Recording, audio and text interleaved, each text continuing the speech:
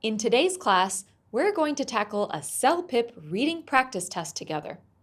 First, I'll give you some tips, then you'll have the chance to answer the questions yourself, and finally, I'll explain the correct answers for each question.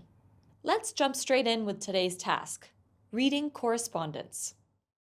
This task presents you with a written communication, typically in the form of an email, a letter, or a memo, reflecting real-life correspondence you might see relating to some workplace, community, or even a personal activity.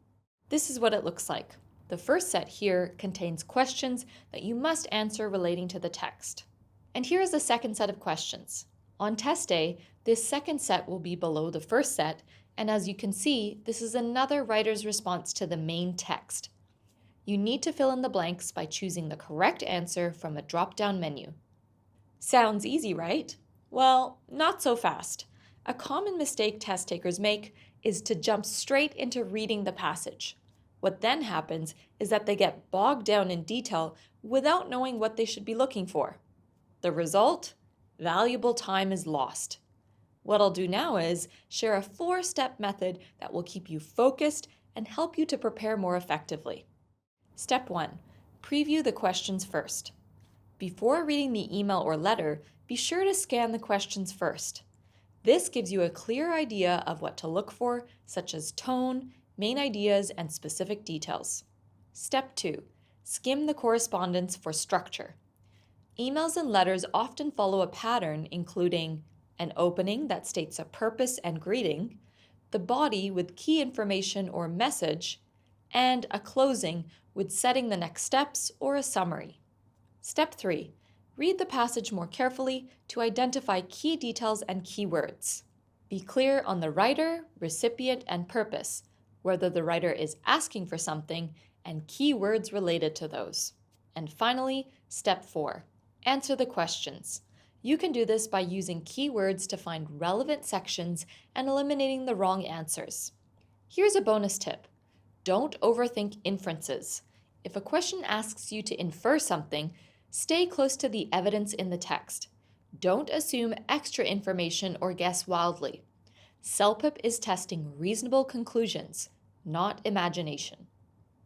Okay, now it's time for you to have a go. I'm going to show you the 2 sets of questions followed by a reading passage. You'll have 10 seconds to pause the video for each set of questions. Are you ready? Start now.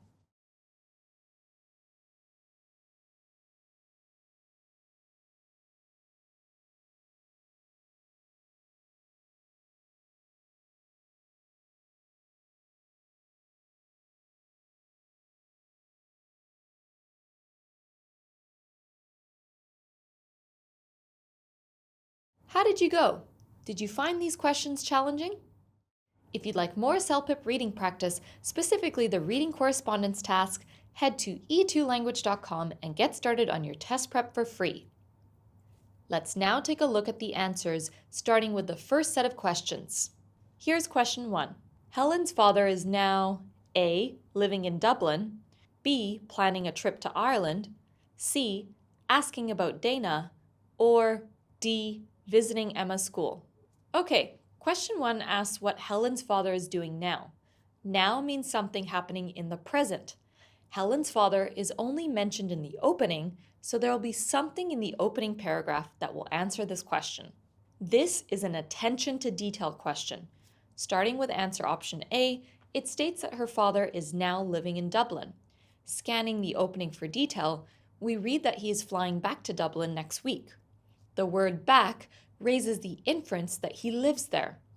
The text does not say for sure, but you can infer that he does, so A is a possibility. Turning to B now. It states that Helen's father is now planning a trip to Ireland. Is there any evidence that he is planning a trip now? No, not really. It sounds like his plans are already set and that he'll be flying back next week. So B is not a strong possible answer. In any event, if A is correct, then B has to be incorrect. He is going home to Ireland, not visiting Ireland as a tourist. Looking at answer option C, it's a bit unclear and we'll need to reread the opening paragraph carefully to be sure. Is Helen's dad asking about Dana now? The paragraph mentions that he's asked about Dana in the past, but is not asking about her now, so C is wrong. As for D, there is nothing in the text that says anything about Helen's father visiting a school, so it's probably wrong as well. So, by process of elimination, it appears that A is the best answer. Let's now move on to question 2. Here it is. It says, in a few weeks, Helen's daughter Emma will A. Begin university classes, B. Start a new job in Toronto, C. Leave for a conservation program in South Africa, or D. Travel to Dublin with her cousins. Let's start with the question. Helen's daughter will. Will is a really important word. Will signals that we are looking for an event that will be happening in the future, something that Emma will do in the next few weeks. Answer option A states that Emma will begin university classes. Is that true? Scanning the first body paragraph for detail, it does refer to her starting uni in the future, but that will not be in the next few weeks because we know that Emma is going to South Africa. So A is wrong. Answer option B refers to Emma starting a new job in Toronto. There is nothing in the passage that mentions anything about a job in Toronto, so B is likely wrong. Turning to answer option C, it mentions Emma's travels to South Africa. Looking at the passage of text, the first body paragraph is almost entirely about Emma's travels in the coming weeks, so this answer could be correct. Before we lock that answer in, let's look at D, which mentions travel to Dublin with her cousins, which is not mentioned anywhere in the passage and can even be inferred. So C is the best answer. Before we look at question 3, I'll give you a hint for the right answer. For these type of questions, be aware of synonyms. Okay, here's the question. Emma is feeling A. Nervous about finishing high school, B. Excited and slightly anxious about her new adventure, C. Disappointed she couldn't attend the graduation ceremony, or D. Confused about her future career plans. I'll give you the correct answer straight away. It's answer option B.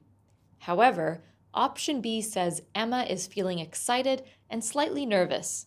If we look at the text, it says that Emma is excited about her new adventure. Okay, all good. But is she also slightly anxious? I'm not sure about that. Instead, the text says that she's a bit nervous. Does a bit nervous and anxious mean the same thing? If so, they're synonyms. Nervous is a more general term for feeling uneasy or worried, while anxious implies a deeper, more persistent state of worry. A bit anxious seems like a synonym to me. Answer option A is wrong because Emma has already finished high school and has nothing to be nervous about. C is wrong because she did attend her graduation and everyone was happy and proud of her. D is wrong because nothing in the passage even mentions future career plans. So B is the correct answer. Question 4 is another one about Emma, so the answer is likely to be found in the body paragraphs. Question 4 says, Emma's volunteer organization is A. Located in South Africa and focused on local outreach, B. Helping to preserve wildlife and educate children, C. A school for rural students, or D. A travel agency for student trips. For this question, I'll start by telling you that C and D are not correct. Emma's organization is not a school, it runs programs, so C is not correct. Similarly, it's not a travel agency, as far as we know, so D is not correct either. Instead, with this question, we have 2 potentially correct answers. What do you do if both are correct? A says that Emma's organization is located in South Africa. That appears to be true. In addition, it does support education in rural schools, a form of outreach, so it is potentially the correct answer. However, B, on the other hand, says that her organization helps to preserve wildlife and educate children, 2 activities that are explicitly contained in the text. So it seems to be correct too. So we have 2 answers that could be correct. I'll give you an important tip. For CELPIP reading questions, you need to choose the best answer from the 4 options given, even if more than one answer seems partially correct. The key is to identify the most accurate, complete, and relevant answer based on the provided text. For this question, B is the most complete answer. Why? It lists the two main activities given in the text that Emma will be involved in and is more specific and complete than answer option A. Okay, question 5. It says, Helen and Sam are worried about A. Finding a school for Emma, B. How to fund Emma's travels, C. How quiet the house will be without Emma, or D. Emma living so far away for the first time. We are familiar enough with the text by now that we can rule out answer options A and B pretty quickly. The challenge in this question is similar to question 4. Which of options C and D is the best answer? This one is even more difficult to decide. For answer option C, the test says that Helen and Sam are worried about how quiet the house will be when Emma is gone. Although the passage of text does not explicitly refer to a quiet house, it does refer to an empty nest, pretty much the same thing, another synonym. So C could be correct. Answer option D, on the other hand, says that the source of worry is Emma living so far away from home. After reading the second body paragraph much more closely again, we could infer that Helen's worry is because Emma will be so far away, which would make D correct. However, C is the best answer because empty nest is a synonym for quiet house and therefore the better and more complete of the two answers. We're now on to the last question of this set, question 6. It says, Dana and Helen A. haven't spoken in years, B. recently returned from a camping trip, C. used to vacation together with their children, or D. are planning a trip. This one is interesting. It's not that it's difficult, it's more that we need to go through each answer option to eliminate the wrong answers. So it's a process of elimination style question. Answer option A states that Helen and Dana haven't spoken for years. Is that true? I can't find anything in the passage or response that indicates a precise time frame of their correspondence. We know it has been a while, but nothing about years. Let's park that for now and look at answer option B. It refers to some camping trip the two recently returned from. This one is just wrong. We know that the two haven't seen each other recently, so this must be wrong. Answer option C is potentially correct. In the second body paragraph, Helen talks about the families holidaying together in Jasper when their kids were younger. So far, this seems to be the best answer. Answer option D is vague. Yes, they could be said to be planning a travel-related activity because Dana has to travel, but that is a big stretch. So the best answer is C. If you'd like more CELPIP reading practice, head to e2language.com and get started on your test prep for free. Okay, let's look at the second set of questions and answers now. As I mentioned earlier, for this question type, reading correspondence, the second block of questions is framed as a response to the correspondence contained in the main passage to the text to the left. Let's break each question down and look at them one by one. Starting with question 7, it reads, This is such exciting news. Count us in. We wouldn't miss blank for the world. The answer options are A. Emma's farewell party, B. Emma's barbecue, C. Your father's farewell party, and D. The trip to Winnipeg. The answer to this question is found in the closing paragraph of the main passage of text and is fairly clear. The best answer option is A. Emma's farewell party. The other answers are either not as good or just wrong. As for B, it could be correct, but it's not as good as A. Why? Yes, our barbecue lunch is being held in honor of Emma, which could be said to be Emma's barbecue. However, A uses language that is more precise, a farewell party, and hence the better answer. For question 8, the sentence in Dana's response reads, We'll leave blank at 6 a.m. Saturday morning and should arrive by early afternoon. The possible answer options are A. Calgary, B. Niagara Falls, C. Winnipeg, and D. Dublin. This is another process of elimination question. Although you might think you already know the correct answer, it's best to double check just to make sure you haven't misread or misunderstood something. Starting with Calgary, it isn't mentioned anywhere in the text, so it could be wrong. Niagara Falls is mentioned, but as a place visited by Helen on a trip she recently took with her family. Winnipeg is also mentioned in the opening paragraph. Helen writes that she's sorry Dana could not attend Emma's graduation ceremony because of the long drive from Winnipeg. Here we can make another inference. Dana could not attend Emma's graduation because of the long drive from Winnipeg. Finally, Dublin is wrong. That is the place where Helen's father most likely lives. So the best answer is Calgary. Moving on to question 9, it reads, that way, if you need help getting ready for the blank, you'll have an extra pair of hands. You know Jason is great with setting up tables and Cindy can take care of decorations. The answer options are A, graduation, B, vacation, C, hotel, and D, party. This question is fairly straightforward, especially if you read it in combination with the second sentence about Jason setting up tables and Cindy taking care of decorations. That sounds like setting up a party to me. In light of this, vacation and hotel don't make sense, and Emma's graduation is over and done. The takeaway from this question is that reading the sentences before and after the question sentence can provide helpful clues. Now on to question 10, the second last question. We're nearly done. The sentence reads, we also want to get Emma a going away gift. At first, we thought about something for her dorm room, but clearly that blank. The answer options are A, won't be delivered in time, B, was too expensive, C, is no longer suitable, and D, will be too far in the future. Starting with answer option A, it just doesn't make sense.